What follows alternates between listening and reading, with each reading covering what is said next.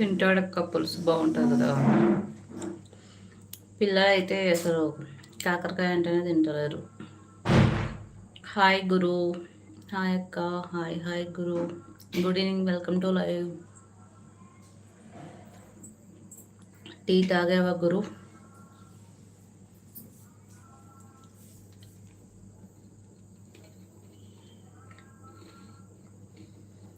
బాగున్నారా అక్క? బాగున్నా గురు, నువ్వు ఎలా ఉన్నావు?